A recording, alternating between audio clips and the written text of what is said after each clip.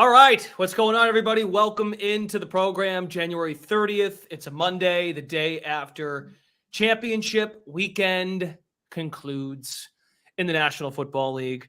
Chiefs take down the Bengals. Last second field goal, Harrison Butker to win the AFC title game. And then earlier in the day, Eagles throttle the shorthanded, quarterback injury-riddled San Francisco 49ers. We're here to react. Any last minute takes? I'm probably, all the takes about the officials and this and that. You probably heard all of it today. You probably read all of it today. So we won't spend too much time on that, but we will start to pick apart the Super Bowl matchup, Kansas City, Philadelphia. A lot of that, of course, predicates on injury news, which we should hopefully get in the next 2 weeks. And a bunch of cool stuff is available on the DraftKings Sportsbook. We are a DraftKings show, in case you didn't know. We'll take you up until 6 o'clock. We've got the DraftKings Sportsbook pulled up. Plenty of fun stuff that you can gander and take a look, glean at. Matt LaMarca's here, Brendan Glasheen. LaMarca, you're sitting in your chair now. It's 5:30 Eastern. About 24 hours ago, you were wrapping up your viewing experience of San Francisco and Philly. You hadn't yet sunk your teeth into what we saw in the late game, but now a day later, almost a full day later, what are you thinking about Super Bowl 57? So I think it's going to be a good game. We've been kind of thinking we were going to get good games in this postseason, and for the most part, it's delivered. We've had some clunkers here and there, and certainly the Eagles and 49ers didn't live up to the billing, but it's a really interesting matchup in my eyes, right? You've got a Chiefs team with the best offense in the league, and then you've got the Eagles, who are probably the most well-rounded team in the league, really good running football team, really good defensively, and then, of course, Jalen Hurts is, hasn't been quite as good since returning from injury, but was an MVP candidate at one point this season. So I think that there are a ton of interesting angles we can dive into in that game, but we'll start by just kind of going through what we saw yesterday. Yeah, I think Jalen Hurts will benefit to a degree. I think Mahomes has more to benefit from the time off than Hurts does. And I'm no doctor. I'm just based on what it looked like in that game yesterday. Mahomes was shaken up, it looked like, down the stretch, some limping off the field after he got that first down, after he was pushed out of bounds. He kind of really used every last ounce of juice to muster out a run and set up that game-winning field goal. But from what we saw in the first game, I'm really trying my best not to just look at it and think, well, once again, the Philadelphia Eagles get a fake win and they haven't been battle-tested. The quarterbacks they faced this year, you go down their schedule, has this team really been tested? But I say all that, and I could also admit in the same breath, they've got, next to San Francisco, who had issues at quarterback, rightfully so, and not to mention Jalen Hurts, who was injured this year in spots with Gardner Minshew filling in.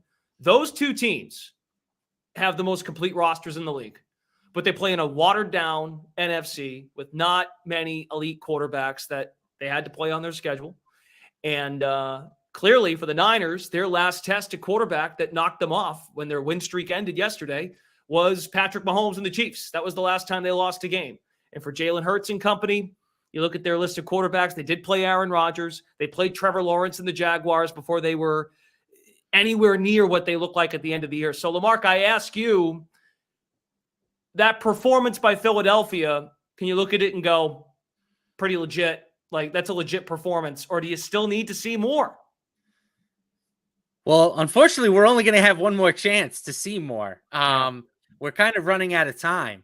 I get all the criticism of, the Eagles' body of work. I mean, they can only play who's in front of them, but they played 6 postseason teams during the regular season. 4 of them were divisional matchups, right? 2 against the Giants, who, for as nice a year as they had, they're not really a playoff caliber type team, a championship caliber type team. And then their matchups against Dallas, one was with Cooper Rush at quarterback and the other was without Jalen Hurts. So it's very hard to get a feel for just how good this team is.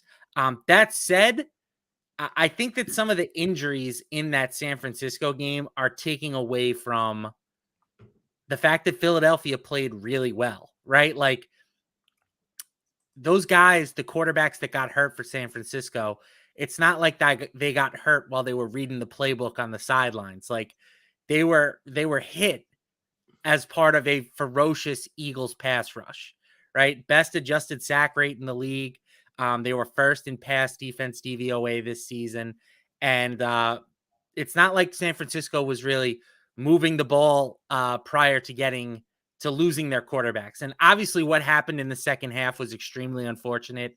It took away from what could have been a very good game, but I still came away thinking that Eagles defense was able to slow down a 49ers offense that really hasn't hit a speed bump in the past 2 months. Yeah, I think defensively, Philadelphia was pretty dynamite. Christian McCaffrey, outside of that calf injury earlier in the playoffs, he certainly looked okay. He certainly looked like he put it behind him. He was good to go. He was the much needed that touchdown run was super impressive for him. Savior, really. If it hadn't been for him, that could have been worse, right? That could have been 40-something to 0. So San Francisco even tying the game to keep it remotely interesting for at least a half was at least nice from a viewing experience, because you can't help yourself. You're like, what time's the next game start? Oh, we have a couple hours here. But yeah, I mean, McCaffrey was huge on the touchdown drive. I will say, the other thing about Philadelphia that I think you can't take away from them, and this does impress me, they did this in the Giants game too, and the game was already over at that point. But in this game, when the game was closer earlier in the contest, the fact that Philly can keep the ball for 6-7 minutes consecutively and take time off the clock and keep, which we now know will be, Patrick Mahomes on the sideline, sometimes that's the best mechanism to stop a great quarterback. Don't let them get the ball. Keep them on the sideline. And again, you want to pick apart the body of work, sure, but if there was a team, despite their quarterback issues, as far as skill players are concerned, both sides, like I said, I think San Francisco is right there with the Eagles as far as top roster construction in the league. I'm not just talking NFC, AFC. I mean, defensively up front, they have some holes in their secondary, San Francisco. But defensively up front, that's a legit team that did have to spend a lot of time on the field because their offense was struggling. But give the Eagles credit. They had a drive that lasted almost 8 minutes. And when you keep the other team off the field, it doesn't matter how poor Jalen Hurts. I thought Jalen Hurts wasn't sharp. I also don't think he was bad. And you could just look at the box score, right, and see A.J. Brown was only in the 20s receiving. Same with Smith. And I thought the receivers would have a big day. And they were letting Hurts throw the ball. But they got up by so much, it didn't matter anymore. Yeah, and that's kind of where my biggest concern with this Super Bowl matchup lies, is that as good as the Eagles defense is, they're not going to shut down Kansas City. Nobody can shut down Kansas City entirely. But I worry that when Philadelphia has the ball, they're going to dominate in the trenches in this game. Their offensive line has just been blowing holes open all playoffs, all season, really. And San Francisco is probably the best team in the league to stop their rushing attack, right? They have a outstanding front seven. Kansas City, their front four made a lot of plays against the Bengals, but it's important to remember that Bengals offensive line was basically paper mache at this point in the year. So I worry that this Chiefs defensive front is going to be overmatched by the Eagles offensive line. Chris Jones had a nice night, though. If there's anyone who could...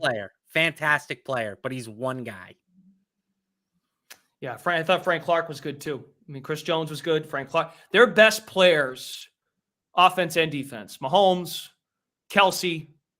Their punter was good. He had some...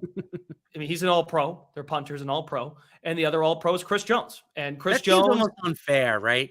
To have an offense as good as the Chiefs and an all-pro punter. Like, talk about a guy who that it's like he's not even earning a paycheck most weeks. I mean, hey, they talked about that all year with Buffalo's punter. Oh, this guy hasn't had to work all season. Ew, the punter. And then, of course, when they got into a spot they weren't normally in, Buffalo, the punter was busy and had to put his talents out there or what he had of himself. But the other big picture takeaway too with Kansas City and Cincinnati was I thought the 3rd and 16 conversion by Burrow, I think it was to Hayden Hurst, I thought was going to be the backbreaker for the Chiefs. And then honestly, I thought the Jamar Chase touchdown might have been the backbreaker because, I think they said in terms of not StatCast, that's baseball, but you know how they have the next gen stats and all that. They said it was the lowest probable pass completion of the last 3 seasons. You're talking about the double coverage play to set up 1st and goal? Yes. Yeah. Oh, right. He didn't find the end zone. Right. Yeah, I was just making it was on a 4th down. They hit a big play to Jamar Chase. And Ryan scored. The advanced stats said it was the most unlikely completion of the last 3 seasons. So between that and the uncharacteristic Patrick Mahomes just dropping the football, I was like, here come the Bengals, man. You just can't give this team anything. They take every edge that you give them and they make it count. And, the defense stepped up big for the Chiefs on that last drive. And again, we can talk about the late hit penalty or some of the non-holding. I will say, like, as somebody who was on Kansas City in that game, it definitely felt as though the Chiefs got the whistle in their favor. But that's football, man. The home team is always going to get a slight edge in these games. And that's why I thought it was so important that home field be at one of these 2 teams, right? Like I was never a proponent of the neutral site game, and I get why the NFL likes it. Mm-hmm. But to me, it's your reward for being the best team during the regular season. Well, and if we're just being objective, folks, look at Cincinnati's drives in the 4th quarter. Interception and punt. Patrick Mahomes could have very well, despite the push out of bounds penalty call, the awful execution by the Bengals on the kickoff, or pardon me, on the punt to give the Chiefs a chance to even get in field goal range. Did we not learn our lesson, or did we not notice what happened last year? Mahomes has now done this in 3 separate occurrences in less than 40 seconds, score a game-winning, to set up his team to score a game-winning field goal or a tying field goal. He tied one. He had a tie in the 2018 AFC title game against New England. 30 seconds left. Got him in field goal range, tie game. They lost the coin toss. Patriots move on. Then they had the play last year against Buffalo with unbelievable 12, 15 seconds? With no timeouts. No timeouts. Yeah. They set up Butker, and Butker deserves credit for this too, right? It's like,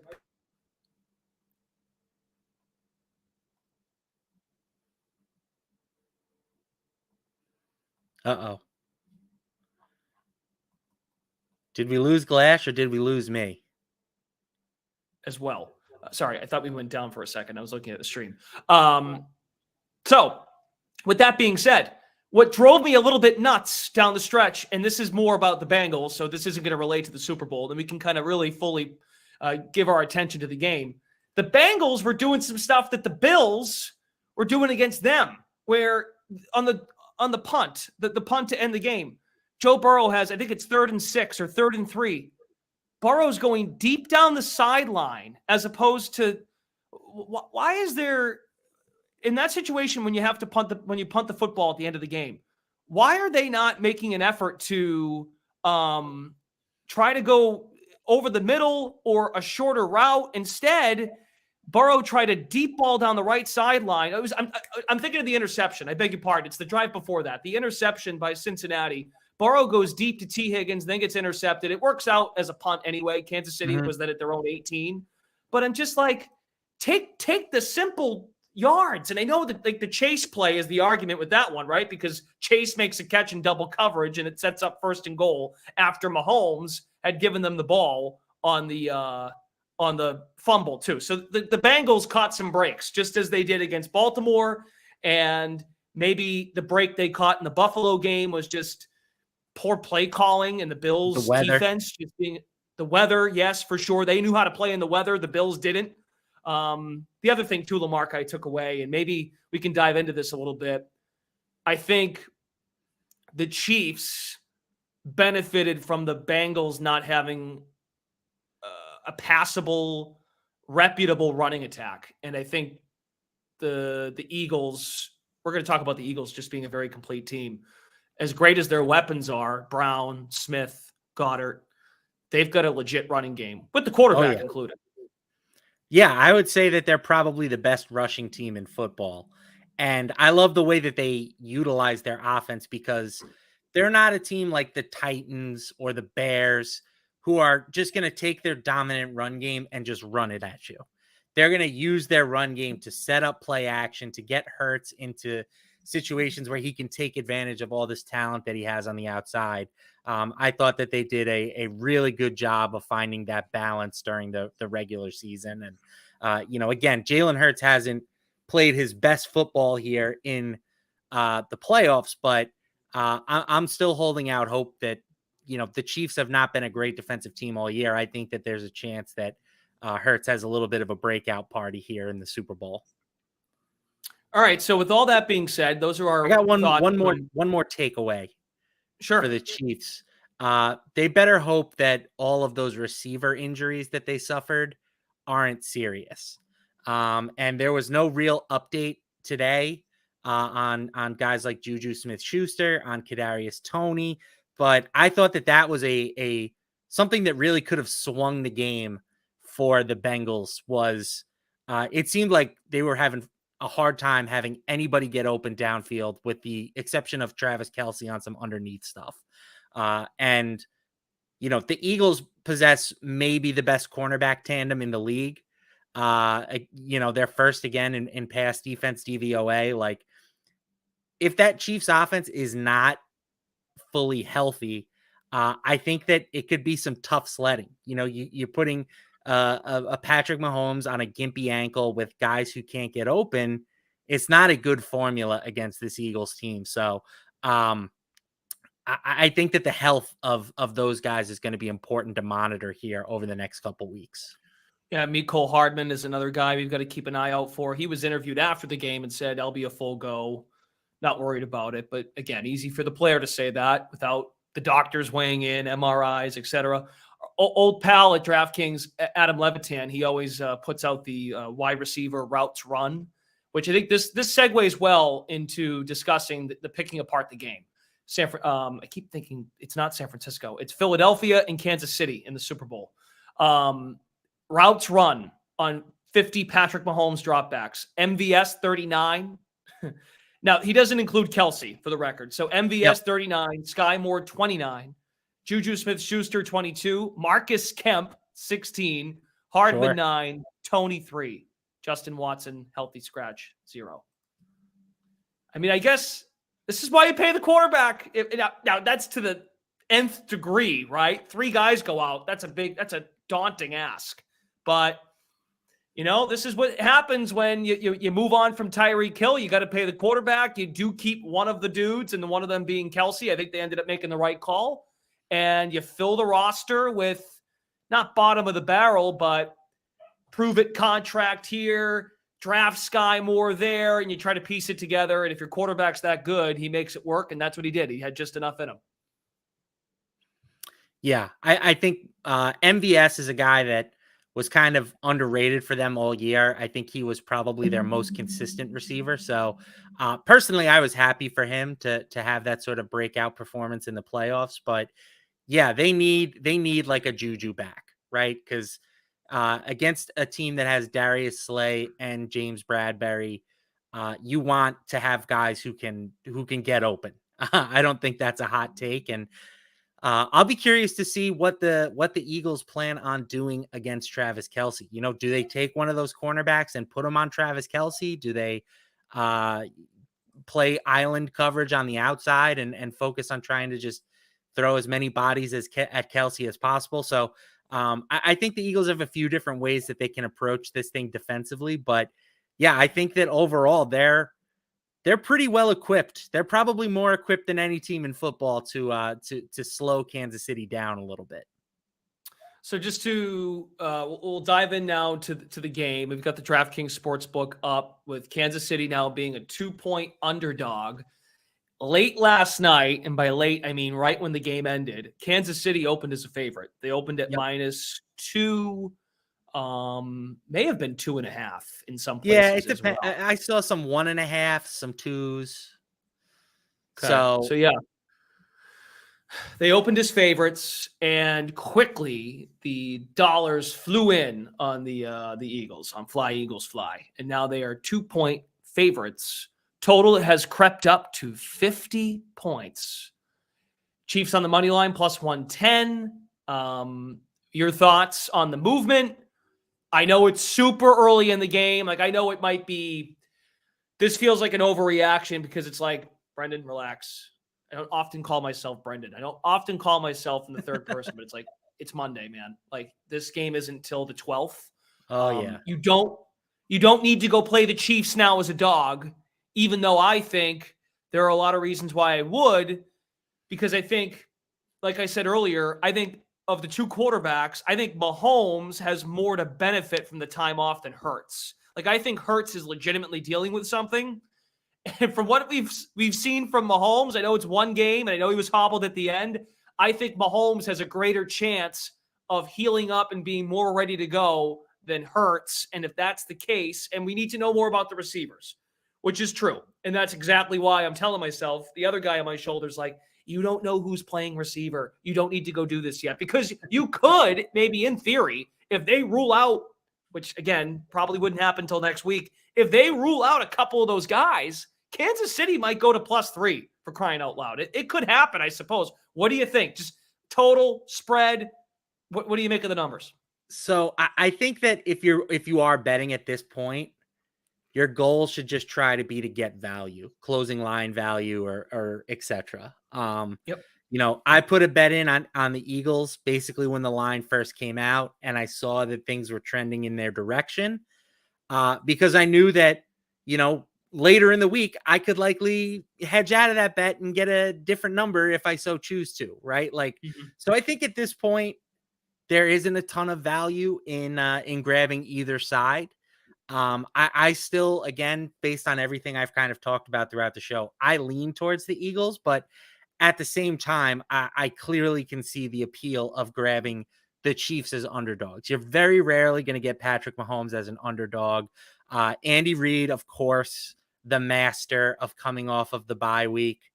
I want to say he's now 28-4 off the bye in his career. So it's a situation where I agree with you. The extra rest definitely favors Kansas City.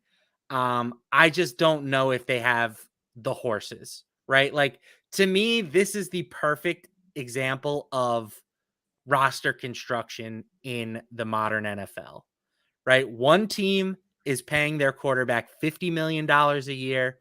The other team is paying their quarterback one. So the question is, can the team with the $50 million quarterback, can that guy outplay the $1 million quarterback by a wide enough margin that it makes up for the talent differential across the rest of the roster? It's a fascinating question. It's a important question that I think teams need to start thinking about more seriously. Because again, I'm not saying that you're going to be able to find a Jalen Hurts in every draft, right? Jalen Hurts was clearly a steal with the second round pick for the Eagles. But I do think that if you're a team like the Giants, being a New Yorker, like, it's natural, I'm thinking about what the Giants should be doing. Yeah. Do you really want to pay Daniel Jones $35-40 million a year? Or do you want to try and get lucky in the draft? Because I think if you try and get lucky in the draft and you do hit, the advantage that you get is just so tremendous. And I think the Eagles have done an amazing job of building around that cheap quarterback. They're loaded at every position. And I think that Jalen Hurts is good enough, especially when you factor in his rushing ability. I think he can, at least keep the gap close compared to what Patrick Mahomes is going to give the Chiefs. Yeah, Howie Roseman deserves a lot of credit for how he's built this thing. And considering, too, I have a lot of friends from Philly, and I've had to hear it, and it drives me nuts. But again, I'm the same way to them with New England and Brady, so I can't talk. I can't. But it's so freaking. I thought years ago, I thought I would be more annoyed with New York, like you people. Nope, not even close. We have to win for it to be, to be annoying. Yeah, but you're like nice and you're like rational. Philly, whole different experience. Like, because growing up in Boston, like you grow up in the Yankees suck. You grow up in that era, so you think New York. When I get older, those people are no, wrong. Brendan was wrong. It's Philly. Oh, the worst. But no, it's pretty incredible, right? They, like the Rams did, Stafford comes in for the quarterback. They clearly made a mistake. Now, I think Jared Goff's pretty good. The Rams may have made a mistake moving off Goff. And I thought Jared Goff had a good year with Detroit. Played great good story. for Detroit. Revived his career. Dan Campbell believed in him. Lions didn't draft a quarterback. They went with Jared Goff. They might long-term win out on that trade. But the Rams say, we're going to go out and get Matthew Stafford. We made a mistake on the quarterback. Eagles do the same thing. Carson Wentz was in the MVP conversation. Insert Nick Foles. They go on their magical run. They win the Super Bowl. They have since flipped on the quarterback. Wentz is elsewhere, making a lot of money and not playing all that well. He'll probably be on another team again because he was in Indy and he was now in Washington. So they flipped their coach. They flipped their quarterback. They've brought in two new weapons. One they drafted, one they went out and got via trade. And offensive line's pretty darn good. Defensive front, Fletcher Cox. They went out and got Slay, who's been terrific. If you had to check a box next to each department on the field, they check more boxes than the Kansas City Chiefs. Make no mistake. But what I wonder, it's true. I think this game is fascinating from a team building standpoint. What wins out at the end of the day? Do we come away from this game thinking, see, you got to have one of the elite top 5 guys in the game. He got them there. Or, see, the top 5 guy, he can be taken down if you have, if the sum of the parts is greater than the whole, that is a fascinating angle. For sure. Do we think we're going to get a high-scoring game? 50-point total? Total keeps moving up. Yeah, I've been leaning towards unders all playoffs. So far, it has treated me well. I will say that a lot of that is due to most of these playoff games have been outdoors. Outdoor playoff games do tend to lean towards the under, but I also think again it's a lot of the way that teams are playing defense these days. They're just trying not to give up the big play. And it's resulting in a lot of long drives, that bend don't break style. If you can have a 7-8 minute drive that ends in 3 points, that's a win for the defense. So I think that's, going to be how the Eagles choose to play. They're not going to try to get beat by Patrick Mahomes in this explosive offense. So I'll side towards the under once again. I will say though, the Eagles, I think, can have the potential to get into the 30s in this game. And if the Eagles get into the 30s, we know that the Chiefs can score to keep up. So ultimately, I feel less confident about this under than I did about some of the others from previous weeks. But I'm just going to keep riding my guns here, sticking with my guns and taking the under. So as far as player props up on the DraftKings Sportsbook, not every player is listed because as we've discussed throughout the program, injuries are a huge concern. So you can't find a lot of names.